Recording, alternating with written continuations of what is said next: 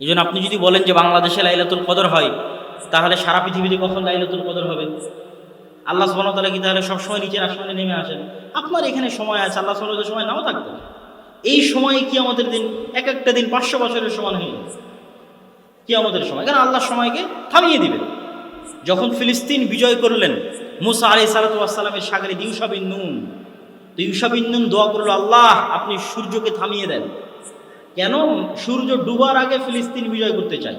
আল্লাহ সূর্য থামিয়ে দিলেন, সময় স্থির হয়ে গেল। মানে সূর্যের আলোর গতিতে সময় দৌড়ায়, তো আল্লাহ সূর্যকে থামিয়ে দিলেন, সময় থেমে গেল। বুখারীর হাদিস, ইউশা বিন নুন সময় থামা অবস্থায়, সময় স্থির অবস্থায় ফিলিস্তিন বিজয় করেছে। তাহলে আপনার এখানে যেই সময়, ওই সময় আসমানেও হবে। আর আপনি আল্লাহকে বলবেন, আল্লাহ তাহলে কি সবসময় নিচের আসমানে নামে? আল্লাহ সুবহানাহু ওয়া তাআলা কি সবসময় মেরাজ, এই লাইলাতুল কদর তাহলে কখন কোথায় হয়? এগুলো উদ্ভট প্রশ্ন। আপনার এখানে যেটা হাজার হাজার বছরের সময়, সেটা আল্লাহ সুবহানাহু ওয়া তাআলার ওখানে 1 সেকেন্ডেরও হতে পারে। আল্লাহ সুবহানাহু ওয়া তাআলা ভালো জানেন। আমি মনে হয় কথা বুঝাতে পারছি না আপনাদেরকে। এই জন্যই তো জালেমের বিচার হতে সময় লাগে। কেন? আপনি অস্থির হয়ে যান, আপনার কাছে সময় অনেক শর্ট। এই জন্য এক একটা বছর আপনার কাছে অনেক বড়। 50-60 বছরের জীবন অনেক বড়। আল্লাহ সুবহানাহু ওয়া তাআলার কাছে 1000 বছরও হয়তো কিছু নয়, 2000-5000 বছরও হয়তো কিছু নয়। তো 2000-5000 বছরও যদি একজন জালেম থাকে, তাহলে সূর্যের আলোর গতির কারণে তো আপনি ক্লান্ত হয়ে গেছেন, কেন না? ওই সূর্যের আলোর গতির সাথে তো আপনি পারতেছেন না। ফলে আপনার সময় কি শর্ট, লিমিটেড। দ্রুত আপনার জীবন থেকে সময় চলে যাচ্ছে, আপনি দ্রুত মৃত্যুর দিকে চলে যাচ্ছেন। আল্লাহ সুবহানাহু ওয়া তাআলার কাছে সেটা অত বিশাল নাও হতে পারে। সম্মানিত উপস্থিতি, অতএব আল্লাহ সুবহানাহু ওয়া তাআলার উপর আমাদের নিজেদের এই পৃথিবীর সময়কে কিয়াস করা যাবে না। তাহলে এই যে বিশাল আসমান, এই বিশাল আসমানের দরজাগুলো আল্লাহ সুবহানাহু ওয়া তাআলা খুলে দেন কোন মাস আসলে? বলেন তো, কোন মাস আসলে? রমাজান। বিশাল আসমান, যে বিশাল আসমানের তুলনায় আমরা পিঁপড়ার চাইতেও ক্ষুদ্র, পিঁপড়ার চাইতেও নগণ্য। সম্মানিত উপস্থিতি, তারপর আল্লাহ সুবহানাহু ওয়া তাআলা কি করেন? ফুতিহাত আবওয়াবুল জান্নাহ। আল্লাহ সুবহানাহু ওয়া তাআলার এক বিশাল মহৎ সৃষ্টি জান্নাত, উইদ্দাত লিল মুত্তাকিন, মুত্তাকিদের জন্য তৈরি করা হয়েছে। আরযুহাস সামাওয়াত ওয়াল আরজ, আসমান এবং জমিনের যেরকম বিশালতা, আসমান এবং জমিনের যেরকম প্রশস্ততা, জান্নাতের এরকম বিশালতা, জান্নাতের এরকম প্রশস্ততা। এই জান্নাতের সকল দরজা রমাজান যতক্ষণ থাকবে ততক্ষণ খোলা থাকবে। ওয়াগুল্লিকাত আবওয়াবুন নার, আল্লাহ সুবহানাহু ওয়া তাআলার রাগ, আল্লাহ সুবহানাহু ওয়া তাআলার আযাব, আল্লাহ সুবহানাহু ওয়া তাআলার গজব, আল্লাহ সুবহানাহু ওয়া তাআলার শাস্তি, একটা মাধ্যম, একটা উদাহরণ, একটা উপকরণ হচ্ছে জাহান্নাম। জাহান্নামের ভয়াবহতা, জাহান্নামের ভয়ঙ্করতা বিশাল। এই ভয়াবহ ভয়ঙ্কর সৃষ্টির দরজা আল্লাহ সুবহানাহু ওয়া তাআলা বন্ধ করে দেন কোন মাস শুরু হলে? রমাজান মাস শুরু হলে।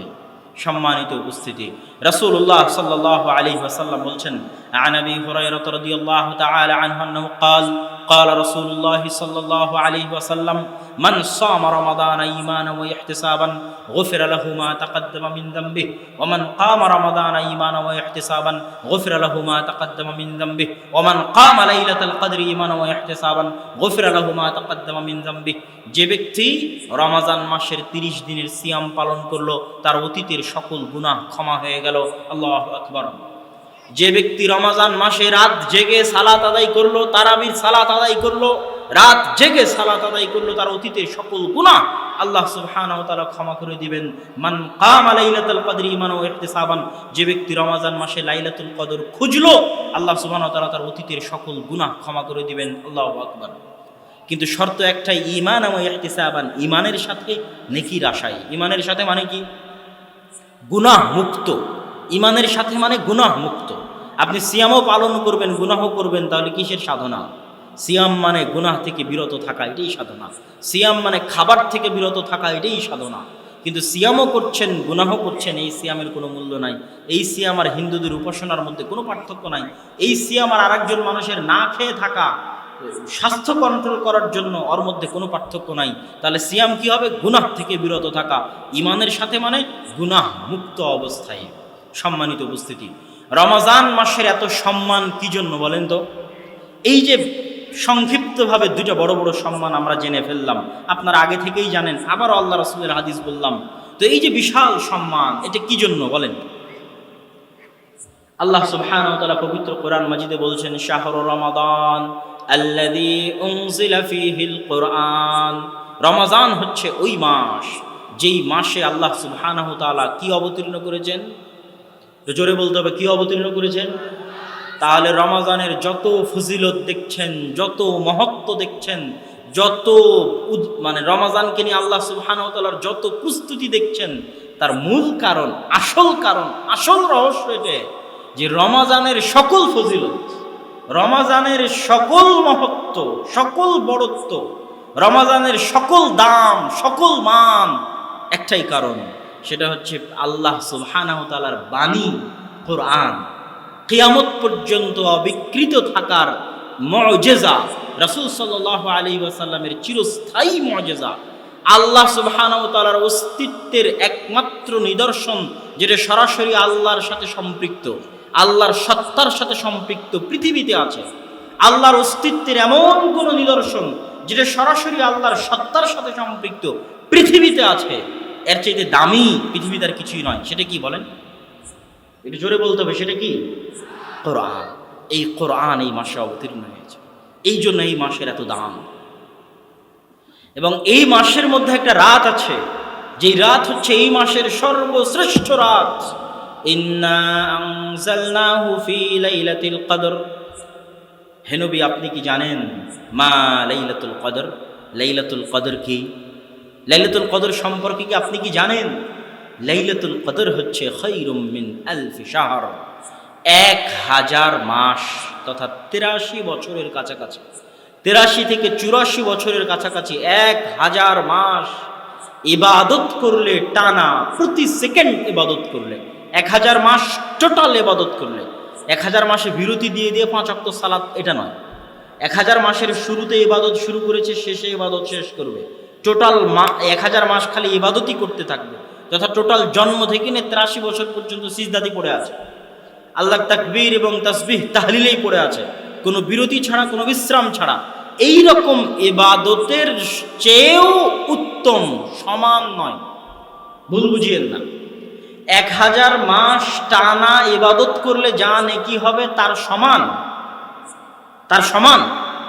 তার চাইতে উত্তম। খায়রুম মিন আলফি শাহর, 1000 মাস টানা ইবাদত করলে যা নেকি হবে তার চেয়ে উত্তম, তার চেয়ে বেশি, তার চেয়ে দামি একাই এক রাত। সেই রাতের নাম হচ্ছে লাইলাতুল কদর। এই রাতে কি হয় আপনি জানেন? তানাজ্জালুল মালায়েকাতু ওয়ার রূহ। এই রাতে পৃথিবীর এমন একটা ইঞ্চি জমি এবং মাটি খালি থাকে না, যে একটা ইঞ্চি জমি এবং মাটিতে আল্লাহর ফেরেশতা থাকে না। আল্লাহু আকবার।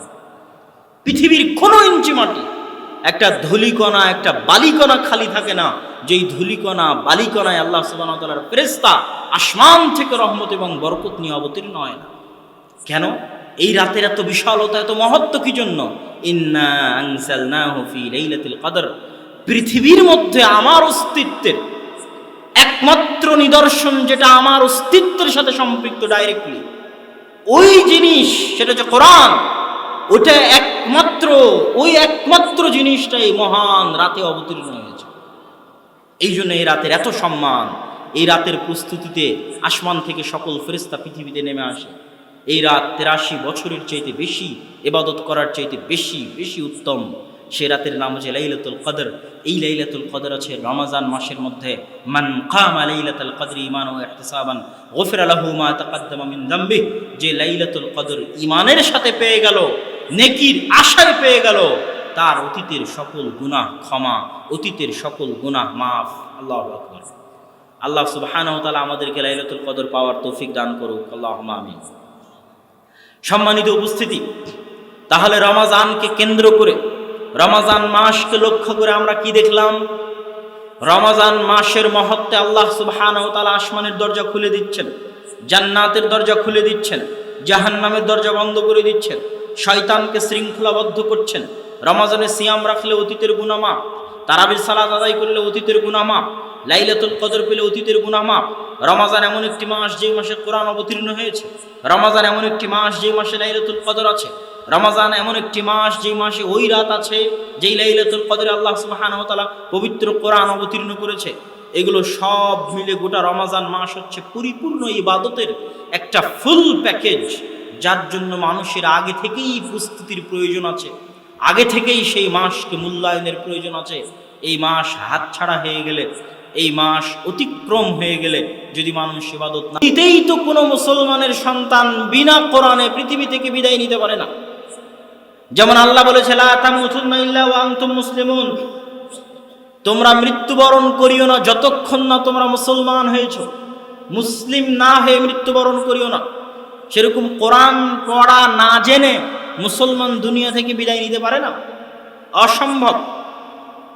কোরআন অতীব গুরুত্বপূর্ণ, অতীব দামি এক কিতাব, যা আল্লাহ সুবহানাহু ওয়া তাআলা এই জাতি, এই কওমকে দিয়েছেন। রাসূলুল্লাহ সাল্লাল্লাহু আলাইহি ওয়াসাল্লাম বলছেন, ইন্নাল্লাহা ইয়ারফাউ বিহাদাল কিতাবি আকওয়ামান ওয়া ইয়াদউ বিহি আখারিন। দাড়ি পাল্লার যেমন দুইটা পাল্লা থাকে, বাটখারা দুই দিকে যদি সমান সমান দেন তো দাড়ি পাল্লার এই দুইটা পাল্লা সমান সমান দাঁড়িয়ে থাকবে। বাটখারা যদি একদিকে বেশি দেন আর পাথর যদি আর একদিকে কম দেন, এটা নেমে যাবে, এটা উপরে উঠে যাবে। তো এই দুই দিকের, এক দিকের বাটখারায় আছে কোরআন, আর একদিকে আছে মুসলিম উম্মাহ। মুসলিম উম্মাহ কোরআনকে কেমন মূল্যায়ন করে? মুসলিম উম্মাহ কোরআনকে মূল্যায়ন করে এইভাবে, তাহলে মুসলিম উম্মাহ নেমে যাবে এইভাবে। মুসলিম উম্মাহ কোরআনকে মূল্যায়ন করে এইভাবে, তাহলে মুসলিম উম্মাহ উঠে যাবে এইভাবে, সমান সমান। আপনার সমাজে, আপনার দেশে কোরআনের মূল্যায়ন এইরকম, আপনার সমাজ, আপনার দেশের সারা পৃথিবীতে মূল্যায়ন এরকম। 1 ইঞ্চি কম বেশি হবে না, 1 চুল কম বেশি হবে না। আপনার দেশ, আপনার সমাজ, আপনার ব্যক্তিগত জীবনে কোরআনের মূল্যায়ন এইরকম, সারা পৃথিবীতে আপনার মূল্যায়ন এইরকম। এই কথা রাসূল সাল্লাল্লাহু আলাইহি ওয়াসাল্লাম এই হাদিসে বলছেন যে, ইন্নাল্লাহা ইয়ারফাউ বিহাদাল কিতাব, এই কিতাব দিয়ে এভাবে উঠিয়ে দিবেন আর এই কিতাব দিয়ে এভাবে নামিয়ে দিবেন এই উম্মতের এক দলকে। কোন দলকে উঠিয়ে দিয়েছেন? আবু বকর, ওমর, ওসমান, আলী, তাদেরকে উঠিয়ে দিয়েছেন। কোন কিতাব দিয়ে? এই কোরআন দিয়ে। তাদের জীবনে কোরআনের মূল্যায়ন ছিল। ওমর ইবনুল খাত্তাব রাদিয়াল্লাহু তাআলা আনহু যেদিন ফিলিস্তিন বিজয় করতে যান, পৃথিবীর ইতিহাসের যদি ব্যাপক বিপ্লব সৃষ্টিকারী বড় বড় ঘটনা থাকে, যেমন আপনি বলতে পারেন বাংলাদেশের সবচেয়ে বড় ঘটনা কি? বলতে পারেন 1971-এর যুদ্ধ। বাংলাদেশের সবচেয়ে বড় ঘটনা কি? তাহলে আপনি হয়তো বলতে পারেন যে 47-এর দেশ স্বাধীন। বাংলাদেশের সবচেয়ে বড় ঘটনা কি? বলতে পারেন পলাশীতে সিরাজউদ্দৌলার হেরে যাওয়া। এরকম পৃথিবীতে যে বড় বড় ঘটনা ঘটতে পারে, সেরকম বড় ঘটনার পৃথিবীর সবচেয়ে বড় ঘটনাগুলোর একটা, মুহাম্মদ সাল্লাল্লাহু আলাইহি ওয়াসাল্লামের পৃথিবীতে আসার পরে যেই ঘটনার দাম সবচেয়ে বেশি, মুহাম্মদ সাল্লাল্লাহু আলাইহি ওয়াসাল্লামের পৃথিবীতে আসা যেমন একটা বিশাল ঘটনা, কেন কিয়ামত হয়ে যাবে, আর কোন নবী আসবে না, শেষ, কিয়ামত হয়ে গেছে, অনেক দ্রুত সময়ের মধ্যে কিয়ামত হয়ে যাবে, যেহেতু শেষ নবী চলে এসেছে। এটা বিশাল ঘটনা, অনেক বড় একটা ঘটনা মুহাম্মদ সাল্লাল্লাহু আলাইহি ওয়াসাল্লামের পৃথিবীতে আসা। ঠিক মুহাম্মদ সাল্লাল্লাহু আলাইহি ওয়াসাল্লামের পৃথিবীতে আসার পরের আরেকটা সবচেয়ে বড় ঘটনা হচ্ছে বাইতুল মুকাদ্দাস মুসলমানদের হাতে বিজয় হওয়া। ফিলিস্তিন মুসলমানদের হাতে বিজয় হওয়া। কেন? এই যে বিশাল ইউরোপ, বিশাল আমেরিকা, তারা যেই ধর্ম, যেই দিন পালন করতেছে, ওই দিন, ওই ধর্মের কেন্দ্র বাইতুল মুকাদ্দাস। তাদের নবী ঈসা আলাইহিস সালাতু ওয়াস সালামের জন্ম ফিলিস্তিনে। ঈসা আলাইহিস সালাতু ওয়াস সালামের মা মারিয়াম আলাইহা সালাতু ওয়াস সালামের জন্ম ফিলিস্তিনে। ওই মসজিদের তিনি খাদেমা ছিলেন। তাদের ধারণা অনুযায়ী ঈসা আলাইহিস সালাতু ওয়াস সালামের মৃত্যু এখানেই। তাহলে বিশাল, এখনো পৃথিবীর সবচেয়ে বড় দিনের অনুসারী যারা, তাদের সবচেয়ে পবিত্র জায়গা। আর একদিকে আছে ইহুদিরা, তাদের সকল নবীর আগমন এই মাটিতেই। তাহলে পৃথিবীর এই দুটো বড় বড় ধর্মের সবচেয়ে পবিত্র স্থান মুসলমানেরা বিজয় করে নেবে বিনা রক্তপাতে। এর চেয়ে বড় ঘটনা তৎকালীন পৃথিবীতে আর কিছু ছিল না, যেটা এখন আপনারা দেখতে পাচ্ছেন যে সারা পৃথিবীর সকল দেশের মানুষের কাছে এই জমিনের মূল্য কতটুকু। এই জন্য কিয়ামতের আগ মুহূর্তে যত যুদ্ধ, যত বিগ্রহ, যত মারামারি, যত ফিতনা, সব এই মাটিকে কেন্দ্র করে হবে এবং এই মাটিতেই হবে। আরদু শাম, সিরিয়ার মাটি, ফিলিস্তিনের মাটি, সারা পৃথিবীর সকল বড় বড় কিয়ামতের নিকটবর্তী যুদ্ধগুলো দাজ্জালের আগমন পর্যন্ত এই মাটিকে কেন্দ্র করে হবে। এটা অনেক সারা পৃথিবীর সকল দিন এবং ধর্মের মানুষের কাছে দাম। এই জন্য সবচেয়ে বড় ঘটনাগুলোর একটা ছিল। তো ওই দিন বড় ঘটনা আরও কেন হলো? ওমর রাদিয়াল্লাহু তাআলা আনহুকে শর্ত দেওয়া হলো, প্রধান সেনাপতি লিখে পাঠালেন 1 মাস ঘেরাও করে রাখার পরে, প্রায় 4000 সাহাবী ছিল ওই সময় ওই ঘেরাওয়ে, কি লিখে পাঠালেন যে আমিরুল মুমিনিন খলিফাতুল মুসলিমিন নিজে আসলে চাবি হস্তান্তর করা হবে, না আসলে হবে না। আমিরুল মুমিনিন খলিফাতুল মুসলিমিন মাত্র একজন কর্মচারীকে সাথে নিয়ে রওনা দিয়েছেন মদিনা থেকে, অর্ধবিশ্বের শাসক খলিফাতুল মুসলিমিন আমিরুল মুমিনিন ওমর ইবনুল খাত্তাব, এবং একদম জীর্ণ শীর্ণ পোশাক, যেটা ওনার স্বাভাবিক জীবন, আর একজন খাদেম। এখন পালাক্রমে, এটা সত্য ঘটনা, এটা বানোয়াট কোনো ঘটনা নয়, সানাদ সাহিহ।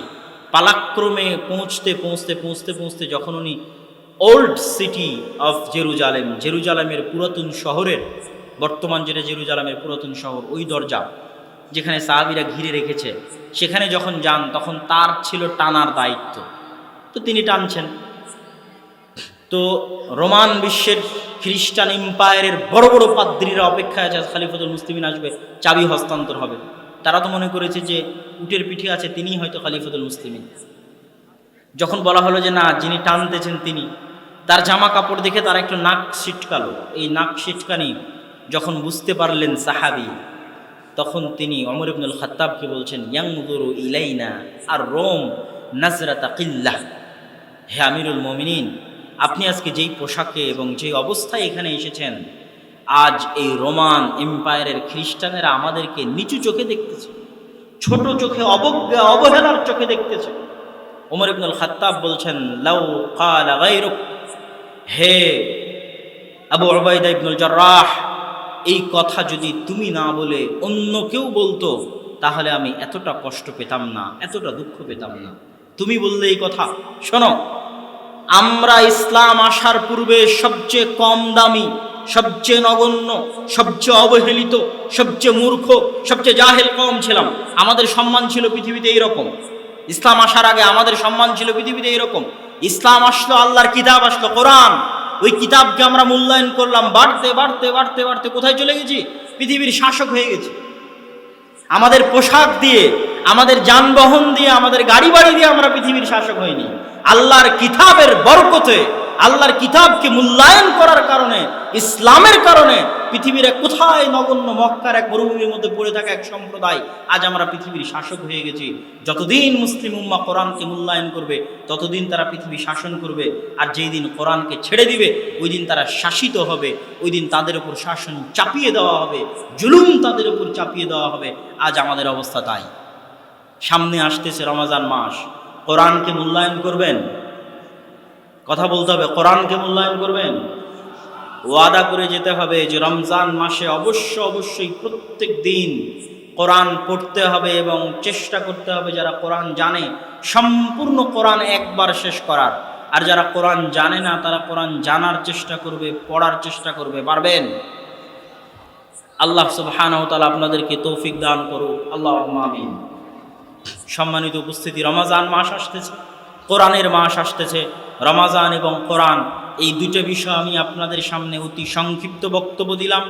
আল্লাহ সুবহানাহু ওয়া তাআলা আমাদেরকে এই বক্তব্যের উপর আমল করার তৌফিক দান করুন। বক্তব্যের শেষে আপনাদের উদ্দেশ্যে যেটা জরুরি কথা, যে দাওয়া ইলাল্লাহ এর পক্ষ থেকে আজকের এই কনফারেন্স আয়োজন করা হয়েছে, দাওয়া ইসলামী কনফারেন্স। দাওয়া ইলাল্লাহ সারা বাংলাদেশে দাওয়াতিমূলক এবং সেবামূলক কার্যক্রম পরিচালনা করে আসছে জামিয়া সালাফিয়ার অধীনে, এবং সেই সেবামূলক এবং দাওয়াতিমূলক কার্যক্রমের একটা অংশ হচ্ছে আজকের আমাদের এই প্রোগ্রাম। এবং গতবারও এই প্রোগ্রাম থেকে যে উদ্বৃত্ত অর্থ উত্তোলন হয়েছিল, তার কিছু সরাসরি জামিয়া সালাফিয়াতে দাওয়া ইলাল্লাহর কাজের জন্য ব্যয় করা হয়েছিল, আর কিছু আপনাদের এখানে যে একটা মসজিদ নির্মিত হচ্ছে সেই মসজিদের কাজের জন্য ব্যয় করা হয়েছিল। তো আজকেও ভাইয়েরা অনেক কষ্ট করে এই প্রোগ্রামটি আয়োজন করেছেন। আপনারা অবশ্যই এই প্রোগ্রাম আয়োজনে আন্তরিকভাবে সহযোগিতা করবেন, আপনাদের দানের হাত প্রশস্ত করবেন এবং প্রসারিত করবেন। যারা আপনাদের মধ্যে যাবে স্বেচ্ছাসেবক, তাদেরকে অবশ্যই আপনারা কৃপণতা মুক্ত অবস্থায় দান করবেন এবং নিশ্চিত থাকবেন যে এই দানের একটা অংশ অবশ্যই দাওয়ায়ে আল্লাহর দাওয়াতি কাজে, সেবামূলক কাজে এবং আপনাদের যে মসজিদ নির্মিত হচ্ছে সেই মসজিদের কাজে ব্যয় হবে। আল্লাহ সুবহানাহু ওয়া তাআলা আপনাদেরকে তৌফিক দান করুক, আল্লাহুম্মা আমিন। আমি সকলকে উক্ত কনফারেন্সে দান করার উদাত্ত আহ্বান জানিয়ে রমাজানের প্রস্তুতি স্বরূপ যে বক্তব্য দিলাম সেই বক্তব্যের উপর আমল করার, মা এবং বোনদেরও এই বক্তব্যের উপর জরুরি ভিত্তিতে আমল করার, কোরআন শিখার এবং কোরআন পড়ার এই মাসে আপনাদেরকে আমন্ত্রণ জানাই। এবং দাওয়ায়ে আল্লাহর পক্ষ থেকে সারা দেশে 300 মক্তব পরিচালিত হচ্ছে। গত বছর আমরা রমাজানকে কেন্দ্র করে আরও নতুন অসংখ্য মসজিদে চালু করেছিলাম। এবারও আরও অসংখ্য মসজিদে কোরআন শিক্ষার ব্যবস্থা চালু করার ইচ্ছা আছে। বাকি আল্লাহ সুবহানাহু ওয়া তাআলা যদি কবুল করে তবে অবশ্যই আপনাদের এলাকার প্রতিটি মসজিদে কোরআন শিক্ষার ব্যবস্থা রাখবেন। রমাজানকে কেন্দ্র করে ছোট বড় সকলেই যেন কোরআন শিখতে পারে, কোরআন পড়তে পারে। মা এবং বোনেরাও চেষ্টা করবেন কোরআন শিখা এবং কোরআন পড়ার। আল্লাহ সুবহানাহু ওয়া তাআলা আপনাদের তৌফিক দান করুক। আর এই কনফারেন্সে সহযোগিতার আহ্বান জানিয়ে আজকের বক্তব্য এখানেই শেষ করছি। ওয়া আখিরু দাওয়ানা আনিল হামদুলিল্লাহি রাব্বিল আলামিন। আসসালামু আলাইকুম ওয়া রাহমাতুল্লাহি ওয়া বারাকাতুহু।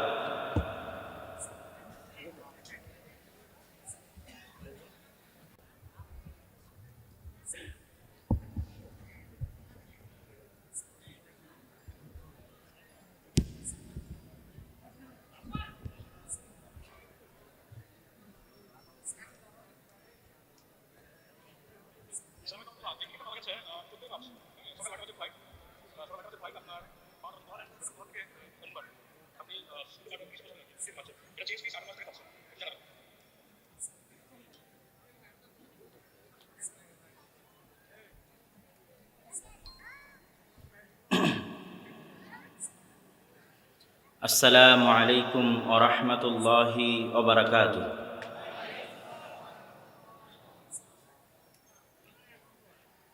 আলহামদুলিল্লাহ নাহমাদুহু ওয়া নাস্তাঈনুহু ওয়া নাস্তাগফিরুহু ওয়া নাউযু বিল্লাহি মিন শুরুরি আনফুসিনা ওয়া মিন সাইয়্যাতি আ'মালিনা মান ইয়াহদিহিল্লাহু ফালা মুদিল্লা লাহু ومن يضلله فلا هادي له ونشهد أن لا إله إلا الله وحده لا شريك له ونشهد أن محمدا عبده ورسوله أما بعد فأعوذ بالله من الشيطان الرجيم رب اشرح لي صدري ويسر لي أمري واحلل عقدة من لساني يفقه قولي. وقال تعالى في كلامه المجيد يا أيها الذين آمنوا كتب عليكم الصيام كما كتب على الذين من قبلكم لعلكم تتقون. সম্মানিত উপস্থিতি, সম্মানিত এলাকাবাসী, আদ-দাওয়া ইসলামী কনফারেন্স ষষ্ঠ বার্ষিকীর এই দ্বিতীয় দিনে আজকে আপনাদের সামনে আমার সংক্ষিপ্ত আলোচনার বিষয়বস্তু রমাজান কেন্দ্রিক। যেহেতু রমাজান সামনে আসন্ন, শুধু আপনাদেরকে রমাজানের গুরুত্ব বোঝানোর জন্য নয়, বরং নিজেও রমাজানের গুরুত্ব উপলব্ধি করার জন্য। কেননা রাসূলুল্লাহ সাল্লাল্লাহু আলাইহি ওয়াসাল্লাম এবং আল্লাহ সুবহানাহু ওয়া তাআলার কথায় জানা যায় যে ইসলামের বাণী একই রকম হলেও বারবার বললে মানুষের অন্তরে ঈমান বৃদ্ধি হয়, বারবার স্মরণ করালে মানুষের অন্তরে ঈমান জাগ্রত হয়, নবায়ন হয়। তো আমাদের ঈমান যেন নতুন রূপে জাগে, নতুন রূপে যেন আমরা প্রস্তুতি নিতে পারি, আমি নিজে নিতে পারি, আপনারা নিতে পারেন। এই জন্য আজকে আমাদের আলোচনার বিষয়বস্তু রমাজান কেন্দ্রিক। আমরা যে মাসে অবস্থান করছি এই মাসটি হচ্ছে শাবান মাস। যারা শাবান মাসে সিয়াম রেখে রমাজানের প্রস্তুতি নিয়েছে তারা রমাজানের প্রকৃত আনন্দ পাবে, রমাজানের প্রকৃত স্বাদ পাবে। কেননা তাদের রমাজানের জন্য অপেক্ষা ছিল, তাদের রমাজানের জন্য আগ্রহ ছিল, তাদের রমাজানের জন্য উৎসাহ ছিল, তাদের রমাজানের জন্য উদ্দীপনা ছিল। এই জন্য তারা 1 মাস আগে থেকেই সিয়াম রাখার মাধ্যমে তারা রমাজানকে ফিল করছিল, অনুভব করছিল আগে থেকেই যে রমাজান আসতেছে, 1 মাস আগে থেকে। তো যেই জিনিসের জন্য অপেক্ষা যত বেশি, ওই জিনিস তত দামি, এবং যত অপেক্ষার পর তাকে পাওয়া যায় তত আনন্দ। আর যারা শাবান মাসের সিয়াম, সুন্নতি সিয়াম রাখেনি, তাদের কাছে রমাজানের গুরুত্ব অবশ্যই তাদের চাইতে কম যারা শাবানের সিয়াম রেখেছে তাদের চাইতে। এবং এই কম গুরুত্বের জন্য তারা রমাজানকে মূল্যায়ন করতে পারবেও কম। যারা শাবানকে মূল্যায়ন করতে পারেনি তারা রমাজানকেও কম মূল্যায়ন করতে পারবে।